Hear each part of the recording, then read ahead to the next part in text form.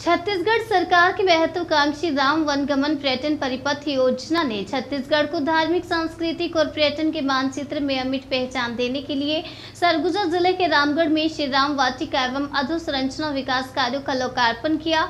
साथ ही अंबिकापुर शहर में शाम को रामायण महोत्सव का भव्य आयोजन किया जा रहा है।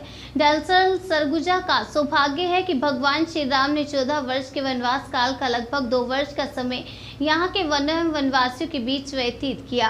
प्रदेश में प्रभु श्री राम के पद चिन्हों और पड़ावों की पौराणिक कथाओं को जीवंत करने 10 स्थलों का चिन्हांकन किया गया है, जिसमें सरगुजा का रामगढ़ शामिल है, जिसको देखते हुए आज उप मुख्यमंत्री टी.एस. सिंहदेव, खाद्य एवं सांस्कृतिक मंत्री अमरजीत भगत की अध्यक्षता में राम वनगमन पर्यटन परिपथ के रामगढ़ में श्री राम वाटिका एवं अधोसंरचना विकास कार्यों का लोकार्पण किया गया।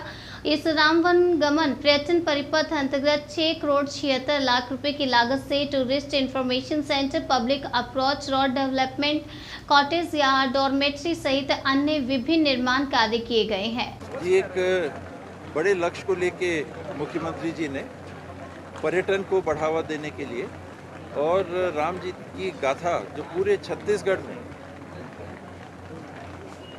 मध्य प्रदेश बॉर्डर से लेके कोंटा तक अनेकों स्थलों में जुड़ी हुई है, उसको जोड़ के देश के और विदेश के, हमारे प्रदेश के धार्मिक पर्यटन से भी जुड़े हुए लोग, प्राकृतिक पर्यावरण से भी जुड़े हुए लोग, उनके लिए एक बहुत बेहतर वैकल्पिक व्यवस्था बनाने की पहल की है। और हम देख रहे हैं कि छत्तीसगढ़ में विभिन्न स्थानों पे इस प्रकार के परिसरों की स्थापना निरंतर की जा रही है। बढ़िया एक सड़क मार्ग से भी ये पूरे रास्ते को जोड़ा जा रहा है। इसमें राम जी के प्रति आस्था, पर्यटन को बढ़ावा और क्षेत्र का विकास, ये सब समाहित है। कांग्रेस ने ये मुद्दा उनसे छीन लिया था। वो प्रयास करते थे जिसको मुद्दा बनाने का। हम लोगों ने राम जी के नाम पे कभी वोट नहीं मांगा। राम जी गंभीर और गहरे आस्था के केंद्र हैं और लोगों के बचपन से हम लोग चलना सीखे, बोलना सीखे, तो जो नाम हमने सुने वो राम जी का नाम सुना, कृष्ण जी का नाम सुना, शंकर भगवान का नाम सुना। ये नाम सुनते ही हम लोग बड़े हुए, चलना सीखे और बड़े हुए। ये सबके साथ वैसे ही भाजपा ने प्रयास किया राम जन्मभूमि के नाम पे इसका राजनीतिक लाभ लेने के लिए। हम लोग का उद्देश्य राजनीतिक लाभ लेने का नहीं है, तो धर्म से भी कुछ ऐसे अलग दिखने का भी नहीं है। लोग ये सोचे कि कांग्रेस से जुड़े हुए लोगों में धार्मिक आस्था नहीं है, तो ये भी गलतफहमी नहीं होनी चाहिए। पर हमारा उद्देश्य पर्यटन को बढ़ावा देना है, राम जी की मर्यादा को कायम करना है और लोगों के लिए बेहतर सुविधाएँ बनाना है। देखिए, भगवान राम की बड़ी कृपा कि छत्तीसगढ़ सरकार, माननीय भूपेश बघेल जी और उनकी सरकार को ये अवसर मिला कि आज जहां उनके चरण पड़े उस जगह को सजाने का, संवारने का काम मिला।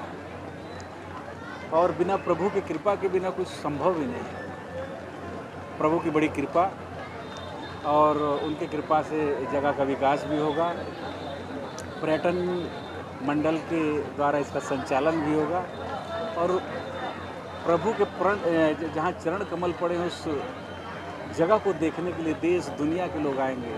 उनको अच्छी सुविधा देने की हमारे हम लोगों की प्रयास रहेगी। यहाँ की संस्कृति, यहाँ की जो विरासत है उसको देश और दुनिया जाने। छत्तीसगढ़ की परंपरा, यहाँ के व्यंजन, यहाँ के तीज त्यौहार, यहाँ की संस्कृति, और ये जाने कि भगवान राम यहाँ आए थे। सबरी माता ने जूठा वैर खिलाया था। सबरी माता भी आदिवासी माता थी। कितना प्रेम, प्रभु की कृपा।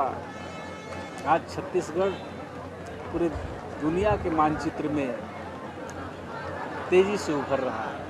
ये प्रभु की कृपा है। कांग्रेस इधर सरगुजा दौरे पर रहे उप मुख्यमंत्री टीएस सिंहदेव से मीडिया ने सवाल किया कि विपक्षी पार्टी भाजपा दुष्कर्म को लेकर विरोध प्रदर्शन कर रही है, जिसको लेकर कहा कि दुष्कर्म एक अत्यंत शर्मिंदा करने वाली और दूषित मानव प्रवृत्ति का परिणाम होता है, जिसमें यह बात सामने आती है कि सरकार और पुलिस कुछ नहीं कर रही है।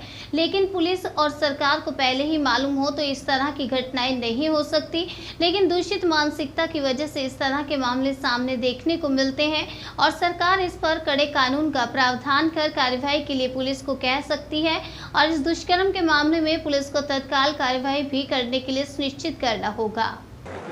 दुष्कर्म एक अत्यंत शर्मिंदा करने वाली दूषित मानव प्रवृत्ति का परिणाम होता है और इसमें ये बात आती है कि सरकार क्या कर रही है, पुलिस क्या कर रही है। पुलिस को अगर पहले से मालूम हो कि ये होने वाला है और पुलिस कुछ ना करे तब तो कोई बात है।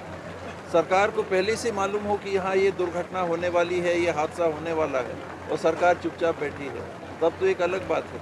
वरना अगर कोई दूषित मानसिकता का व्यक्ति एकाएक कहीं कोई घटना इस प्रकार की कर देता है तो त्वरित एक्शन होना चाहिए, दंड कड़े से कड़े मिलने चाहिए ताकि ये पुनरावृत्ति ऐसी घटनाओं की ना होने सके। लॉ एंड ऑर्डर में अगर जानते हुए आप अपनी जिम्मेदारी से पीछे हैं तो जवाबदेही निश्चित रूप से बनेगी, पुलिस प्रशासन की भी बनेगी, शासन की भी बनेगी। लेकिन आपको मेरे दिमाग में क्या है, आपको क्या मालूम, और मैं अचानक कुछ कर दूँ तो ये पुलिस और सरकार क्या कर पाती है उसमें, ये दुर्भाग्यपूर्ण पहलू है। लेकिन अगर कार्रवाई करने में कहीं लेट लतीफ़ी हो रही हो, कहीं उसमें असंवेदनशीलता हो रही हो, उसके लिए विभाग और सरकार जरूर जिम्मेदार हो सकती है।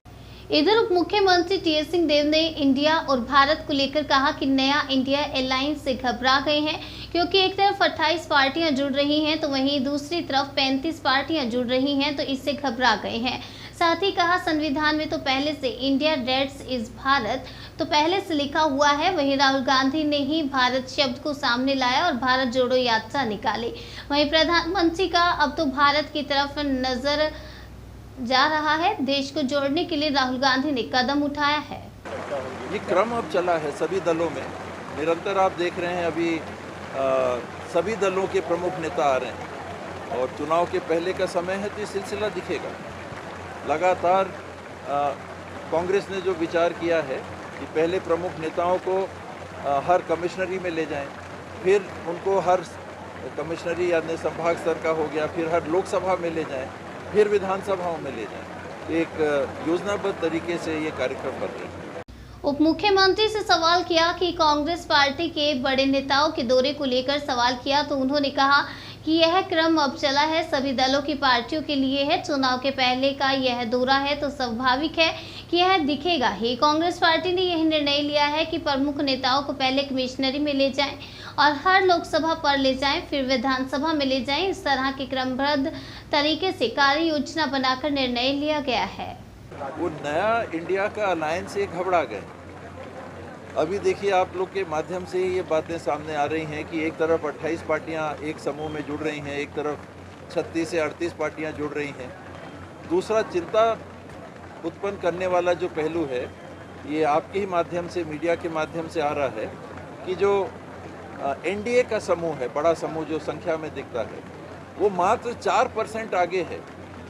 इंडिया अलायंस के वोट परसेंटेज को अगर आप जोड़ते हैं और एनडीए के वोट परसेंटेज को जोड़ते हैं तो अंतर केवल 4% का।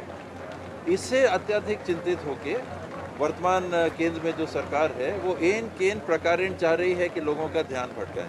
मणिपुर में कुछ हुआ तो चंद्रयान का प्रक्षेपण हो गया संयोग से, ऐसे समय पे कहीं अदानी की बात आती है तो कहीं कुछ और हो जाता है। अब इंडिया और भारत की बात आ गई, कहीं तीसरा मामला उठेगा तो फिर कुछ आ जाएगा, महिला आरक्षण की बात आ जाएगी। ये सब ध्यान भटकाने की बातें, वरना तो संविधान में इंडिया दैट इज भारत अंकित ही है।